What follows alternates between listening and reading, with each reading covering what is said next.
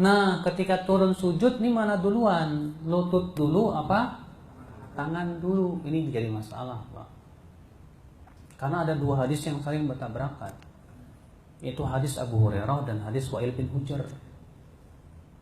Ya, dalam hadis Abu Hurairah Rasulullah sabda, "Idza sajada ahadukum fala yabruk kama yabrukul ba'ir wal yadha yadayhi qabla rukbatayhi." Apabila salah seorang dari kalian sujud, janganlah ia turun seperti unta yang turun, tapi hendaklah ia meletakkan tangan dulu baru lutut.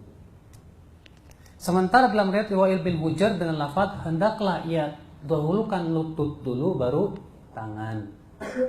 Ketahuilah Pak, bahwa riwayat Wa'il bin Hujr ini syadz, bahkan mungkar. Kenapa? Karena dalam perawinya ada perawi yang lemah dan terjadi ittirab di situ. Dan riwayat Abu Hurairah ini ada syahidnya, penguatnya dari hadis Ibnu Umar, di mana riwayat Abu Hurairah ini dikatakan Imam Nawawi sanadnya jayyid, dikuatkan lagi dalam riwayat Ibnu Umar sehingga naik kepada sahih. Makanya yang sahih itu Pak, yang ditunjukkan oleh hadis adalah Nabi SAW meletakkan tangan dulu baru kaki, baru apa? Lutut. Yang kedua Pak, bahwa orang-orang Arab biasa menyebut bahwa lutut unta itu di depan. Lutut unta di mana? Di depan. Sedangkan unta kalau mau turun itu lutut dulu, baru kemudian belakangnya. Makanya kan lafadznya rukbatai, rukbah. Dan dalam bahasa Arab, ya, rukbah untuk unta itu yang ada di depannya.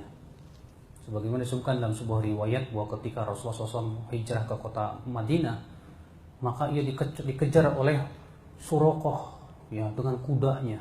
Ketika hampir mendekati, tiba-tiba apa yang terjadi? Ya, kudanya tersebut, ya, jatuh ke bawah, ya, fasaqata ala rukbatai, jatuh ke bawah dan jatuh di atas rukbahnya.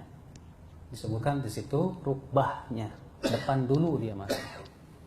Berarti rukbahnya unta, demikian pula kuda yang binatang 4 kaki itu di depan Pak. Ya. Sedangkan unta, kuda kalau dia duduk, dia turun rukbahnya dulu. Terlebih yang kedua sudah saya sebutkan tadi, yang pertama tadi Pak, ya, bahwa hadis yang mendahulukan apa? Lutut itu lemah. Sedangkan hadis yang mendahulukan tangan itu yang sahih. Secara ilmu hadis, makanya Pak, mazhab kebanyakan ahli hadis adalah tangan dulu. Dan bahwasanya dari sisi ilmu hadis, ya, bagi siapa saja yang mempelajarinya, bahwa riwayat yang menyebutkan tangan dahulu itu lebih kuat. Lebih kuat. Maka kita turun tangan dulu Pak.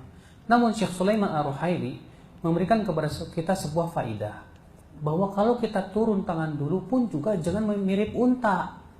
Saya berikan contoh. Kan sami Allahu liman hamidah, Rabbana lakal hamd. Lalu ada orang begini, Allahu Akbar. Nah, ini yang disebut dengan mirip unta. Walaupun tangan dulu, tapi hendaknya kita turunkan dulu jasad kita, Allahu Akbar, baru kemudian tangan dulu, supaya tidak mirip dengan turunnya unta. Ya, paham nggak Pak? Ya, Allahu Akbar, begitu Pak. Ya, jadi turunnya itu bukan begini, bukan, tapi turunnya Allahu Akbar, begitu Pak. Ya, supaya tidak mengikuti hayat atau, ya, bentuk unta turun.